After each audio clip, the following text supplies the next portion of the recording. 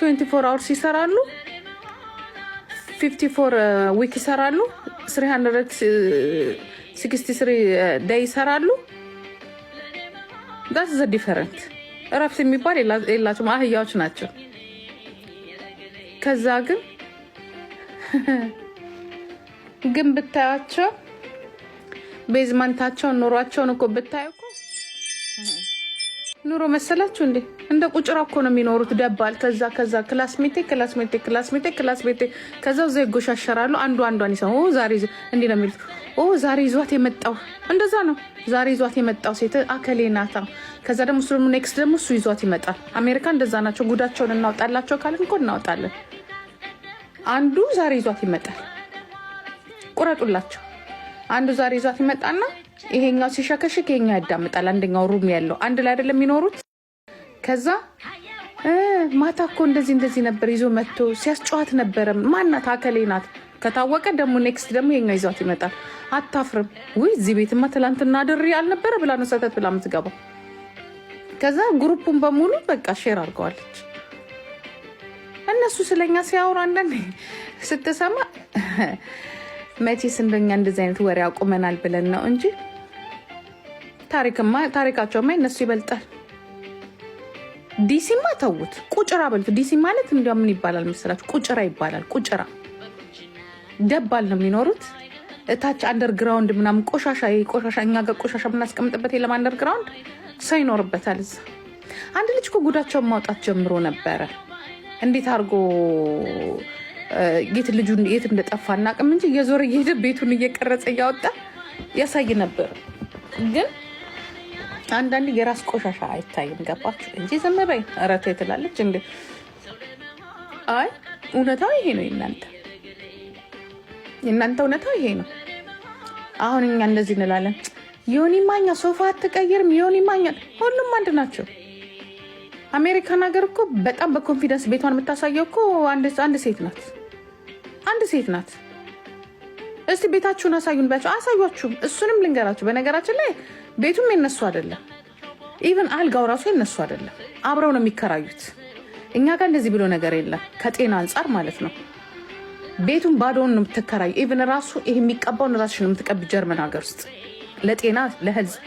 ለጤናሽ ማለት ነው መንግስት ብር ይሰጥሻል ከሌለሽ አሜሪካን ሀገር አንዱ 30 ዓመት አሁን እነዚህ የምታያቸው እነዚህ የሚያሳዩአችሁ ይሄ ቀለም ነው የሚቀቡት እላዩ ላይ አይችሉም ያ የምታዩ ኪችን ከ30 ዓመት በፊት አንዷ ኖራበታለች ኔክስት እንደዛው አንቺ ይዘሽ የምትገቢው ልብስሽን ብቻ ነው ኢቭን አልጋ ቁም ሳጥን ምናምን ሌላ ሰው የተጠቀመበት ነው እዚህ ሀገር እንደ የለም አውልቀሽ ነው የምትጥይው ከ5 ዓመት በኋላ ገብቷቸዋል ኑሯቸው የነሱ እንደዛ ነው ግን አንዳንድ ጊዜ ሲቀደዱ ምናምን ነገር በቃ እንዳላወቀ ምናምን መስለኝ ዝም ትያለሽ አንድ ነገር ሊገዙ የሚችሉት ቴሌቪዥን ብቻ ነው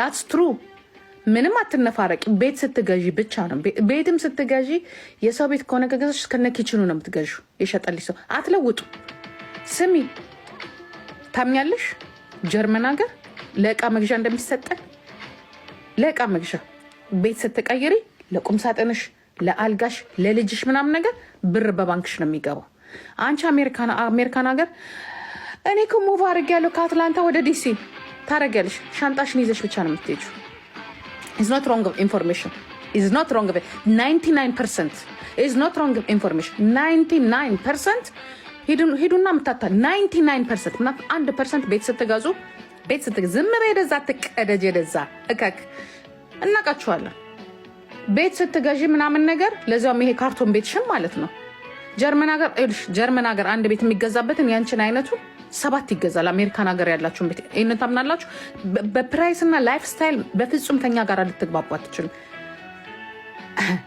እኔ 100% ነግሻለሁ እኔ እኮ አሜሪካን ሀገር እኮ ለመምጣት እኮ ሁሉን ነገር ፕሮግራም ሳረግ 300,000 ብር እስከነ ወረቀት 300,000 ዩሮ ወረቀቴ ተሰጥቶኝ ቤት ገዝቼ ምናምን ወረቀት የሚሰጥ ሀገር እኮ ነው አሜሪካ እዚህ 300,000 ብር አይደለም 3 ሚሊዮን ብር ቢኖርሽ ወረቀት አይሰጥሽ ላይፍ ስታይላችን በጣም በምንም ነገር አንገናኝ በትንሹ ነገር እናንተ ጋር መኖር ይቻላል ኢቭን የአሜሪካን ወረቀት ማግኘት ይቻላል not only that okay the other chance እያንዳንድሽ ከሆነ ቦታ ወደ አንድ ቦታ ኢቭን የቤቱ ባለቤት አከራይ ቀለም ቀብቶ ነው የሚሰጥሽ።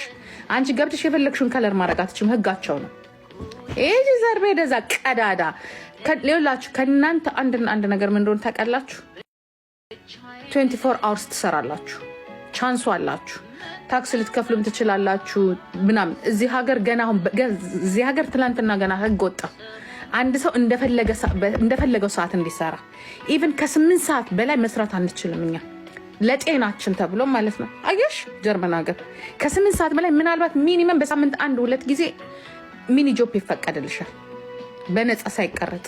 ካልሆነ አትችይም፣ ኢንሹራንሱ አይፈቅድም። ምክንያቱም ለጤናሽ ጥሩ አይደለም፣ ለቤተሰብሽ ለጤናሽ ምናምን ጥሩ አይደለም፣ አይፈቀድም። እኛ ጋር ስትኖሪ እንደ ሰው ነው የምትኖሪው። በቃ ትክክለኛ እንደ ሰው ነው የምትኖሪው። አሜሪካን ግን እንዳህያ ነው የምትኖሪው። ኖ ላይፍ ኖ አትዋሹ። እያንዳንዳችሁ ቤት ገብቻለሁ። ቢያንስ እዛ ሀገር ላይ ወደ 7 ከተማ መጥቻለሁ። ቤት የገዙ ቤተሰቦች ልጆች ዘመዶች አሉ። እሱ ሌላ ነገር ነው።